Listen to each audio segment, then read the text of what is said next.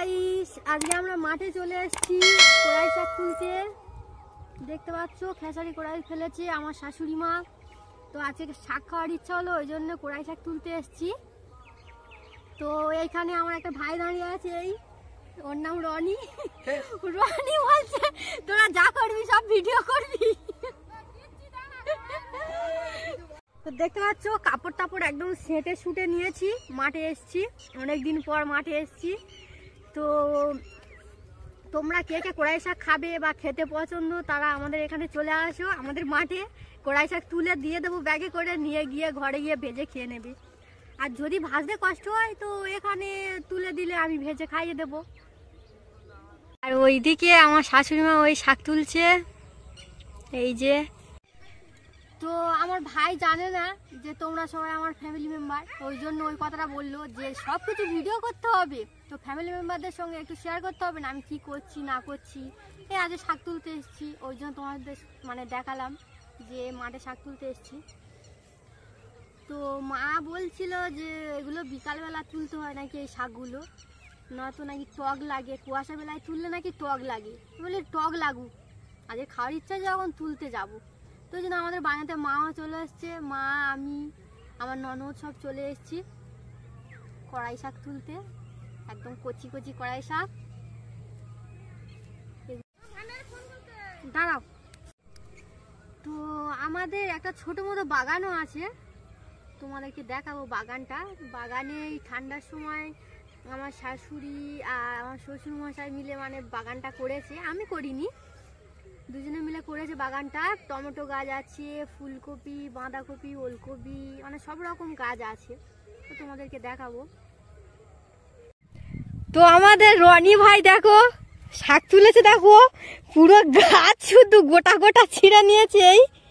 এই যে ও জানে না এরকম করে শাক তুলতে, এরকম ছোট ছোট করে শাকগুলো কাটতে হয়, ও পুরো সেই সব শুদ্ধ কেটে নিয়েছে। আর মা খালি বলছে যে চল চল ঘরে চলে যাই, এই শাক টক লাগবে, এই শাক টক লাগবে। সত্যি সত্যি হ্যাঁ, এটা একটু টক লাগবে, বিকালবেলা তুলবো ভালো করে, টক লাগবে না।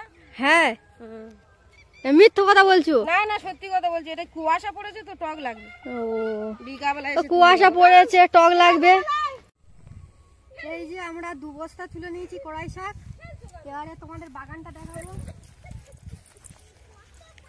এই যে এইখানে লাউ গাছ আছে, ছোট ছোট লাউ ধরেছে, এই যে দেখতে পাচ্ছ এই কুচি কুচি লাউ ধরেছে, দেশি লাউ। আর এইখানে এই যে সব গাছ আছে, বাঁধাকপি, এই ডিম কড়াই, এগুলো সব বেগুন গাছ লাগিয়েছে, এই ধনে পাতা, টমেটো গাছ, টমেটো ধরেও আছে গাছে। আর এইসব গাছে সব লঙ্কা ভর্তি হয়ে গিয়েছে, এইসব গাছে সব লঙ্কা দেখতে পাচ্ছ, লঙ্কা পুরো ভর্তি ভর্তি হয়ে গিয়েছে। এখানে বিন কড়াই গাছ আছে, এই সর্ষে গাছ আছে, মূলো গাছ, আর এই যে ওলকপি গাছ, ওলকপি ধরে আছে।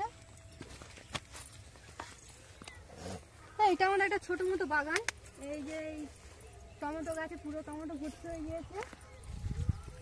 আর এইখানে সবে মানে এগুলো কি গাছ ফেলেছে? পালং শাক, পালং শাকের গাছ এই ফেলেছে, শেষ হয়ে গেছে একবার, আবার এই ফেলেছে। এখানে মূলো গাছটা সব ভর্তি। এইটা আমাদের একটা ছোট্ট মতো বাগান, ছোট্ট মতো বাগান, খুব বড় না, ছোট্ট মতো। আমাদের বটবটি গাছে দেখো কত সুন্দর বটবটি ধরেছে, কিন্তু এইগুলো একটাও কিন্তু কোনো গাছে কিন্তু সার দেওয়া নেই, সব বিনা সারেরই গাছ।